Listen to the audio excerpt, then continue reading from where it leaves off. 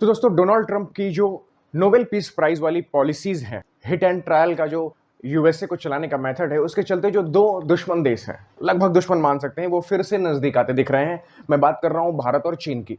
दोस्तों कोविड और फिर 2020 में गलवान क्लैश के बाद भारत और चीन के संबंध बिल्कुल खत्म हो चुके थे, लगभग मर चुके थे। लेकिन दोनों तरफ से फिर डिस्कलेशन और इस तनाव को खत्म करने के लिए बहुत सारे कदम चले गए, लेकिन जो धीरे धीरे थे। जिस तरीके से डोनाल्ड ट्रंप बार बार 500% टैरिफ, 100% टैरिफ, वहां मैन्युफैक्चर मत करो, वहां फैक्ट्री मत लगाओ, ब्रिक्स को खत्म कर देंगे, तमाम तरीके के बयान दे रहे हैं। भारत और चीन को वो जो एक ही पलड़े में रख करके सोच रहे हैं, उससे इस तनाव को घटाने के जो स्टेप्स हैं उनको एक पुश मिला है। और रिसेंट में खबर यह आई है कि भारत ने चाइनीज टूरिस्ट का जो वीजा बंद करके रखा था 2020 से, 5 साल बाद वो वीजा ओपन कर दिया है। अब चाइना के टूरिस्ट भारत आ सकते हैं। अब कुछ लोगों का क्वेश्चन होगा कि चाइना के टूरिस्ट भला भारत में क्या करने आएंगे।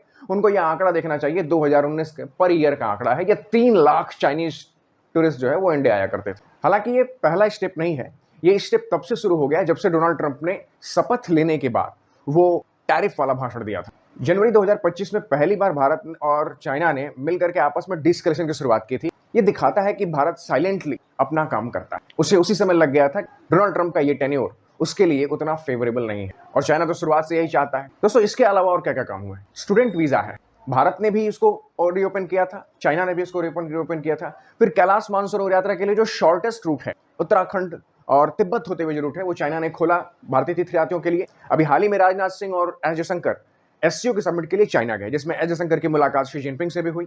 शी जिनपिंग से उन्होंने अपने मैसेज को कन्वे किया, उसका एक ट्वीट भी लगाया था। हालांकि ट्वीट में गर्मजोशी नहीं दिख रही थी। दोस्तों जिस तरह से राजनाथ सिंह ने एससीओ के डिक्लेरेशन पर साइन करने से मना कर दिया था, उससे लगा था कि फिर मामला गड़बड़ाएगा। लेकिन डोनाल्ड ट्रंप की इन खराब नीतियों की वजह से फिर से भारत चाइना की तरफ जाने को मजबूर है, और ऐसा लग रहा है कि एससीओ में नरेंद्र मोदी जा सकते हैं। दोस्तों क्या सब कुछ पूरी तरह से ठीक हो जाएगा? देखिए ये बात हम भी जानते हैं, ये बात आप भी जानते हैं, और ये बात हमारी सरकार भी जानती है कि चाइना पर कभी भी कोई इंडियन फुल प्रूफ भरोसा नहीं कर सकता। हमारी ये मजबूरी है और हम ये खुलकर कह रहे हैं। वो चाहता है कि पूरा एशिया एक साथ दिखे, वो चाहता है कि ट्रंप के खिलाफ कोई ठोस एक्शन हो, इसलिए वो भारत को अपने प्लेटफॉर्म पर लाना चाहता है। हालांकि पाकिस्तान इससे थोड़ा सा इनसिक्योर फील करेगा, लेकिन चाइना पाकिस्तान को अपने बराबर का मानता ही नहीं है। वो जब चाहे रोटी फेंके, पाकिस्तान दुम हिलाने को तैयार हो जाएगा। अब सबसे बड़ी बात क्या है? देखिए सबसे बड़ी बात यह है, इस समय जो सबसे बड़ी प्रॉब्लम चल रही है वो है अपस्ट्रीम जो सांगपो नदी है, जिसको हम ब्रह्मपुत्र कहते हैं, उस पर जो चाइना सबसे लार्जेस्ट डैम बनाने वाला है।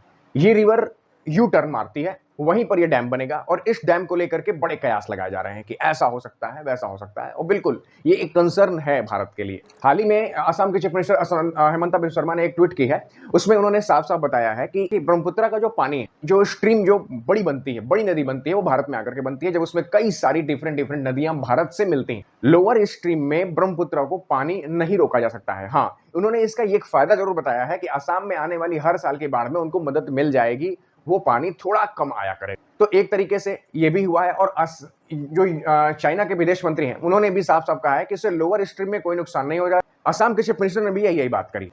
भारत ने चीन के लिए वर्किंग वीजा भी बहुत पहले अलाउ कर रखा था। अब कुछ लोग कहते हैं, खासकर जो इन्फ्लुएंशियल जो आपके वीडियोस और पीआर वाले बंदे हैं, जो चाइना में जाते हैं, वहां की वीडियो रिकॉर्ड करते हैं, इंस्टा या सोशल मीडिया पर डालते हैं, उनके हिसाब से कि चाइना बहुत आगे। देखिए सबको सबकी जरूरत पड़ती है। चाइना के इंजीनियर्स की स्थिति यह है कि अभी हाल ही में माइक्रोसॉफ्ट ने चाइनीज इंजीनियर्स को बैन कर दिया है अपने एआई के। इससे कुछ महीने पहले ही अमेजोन ने अपने शंघाई के एआई लैब को बंद कर दिया था। फॉक्सकॉन ने 300 चाइनीज इंजीनियर्स को वापस बुला लिया। फॉक्सकॉन ताइवानीज कंपनी है, उसने 300 इंजीनियर्स को वापस भेज दिया था। 300 इंजीनियर्स चाइनीज थे, इंडिया में ही थे लेकिन चाइनीज थे, उनको उन्होंने वापस भेज दिया। तो अब चाइनीज इंजीनियर्स के लिए ना बड़ा मुश्किल समय है, और भारत में अभी अभी एआई का मार्केट पूरी तरह से ओपन है।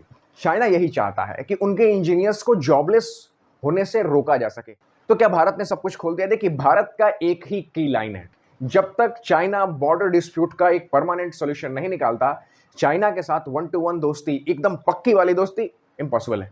और चाइना ये करेगा नहीं, क्योंकि चाइना के पास एक यही हथियार है जिसके चलते वो भारत को बार बार प्रेशराइज कर सकता है। जो भारत और चाइना के बीच में एलएसी है, लगभग 3000 के आसपास किलोमीटर के आसपास लाइन है, बहुत लंबी लाइन। ये फिजिकल है ही नहीं, न चाइना की तरफ से क्लियर है न भारत की तरफ से क्लियर, और इसके चलते क्लैशेस होते हैं। भारत ये कोशिश करता रहा कि क्लियर हो जाए, लेकिन चाइना इस चीज को क्लियर नहीं करता है, और इसी चीज का फायदा यूएसए उठाता है। यूएसए जानता है कि इनके बीच में बॉर्डर डिस्प्यूट कभी सॉल्व नहीं होगा।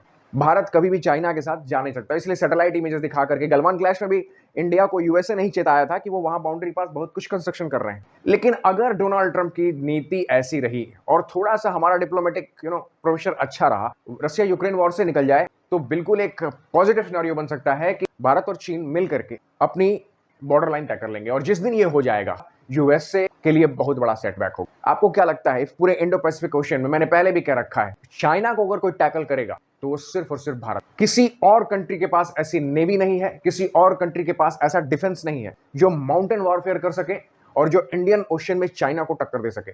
वो सिर्फ और सिर्फ इंडियन नेवी है और इंडियन आर्मी। और ये बात यूएसए भी जानता है और ये बात चाइना भी जानता है। भारत को क्या कोशिश करनी चाहिए जी? देखिए, मेरी तो आवाज बहुत छोटी है। जो वहां डिप्लोमेट्स बैठे हैं, जो लोग जानते हैं, जो कोई चाइना पर भरोसा नहीं करता। भारत ने अभी भी उनका बिजनेस बंद कर रखा है।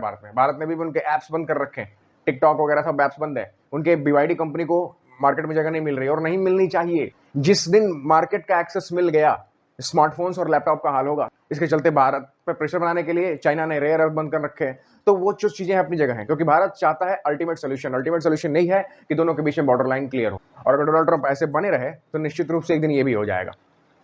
जय हिंद।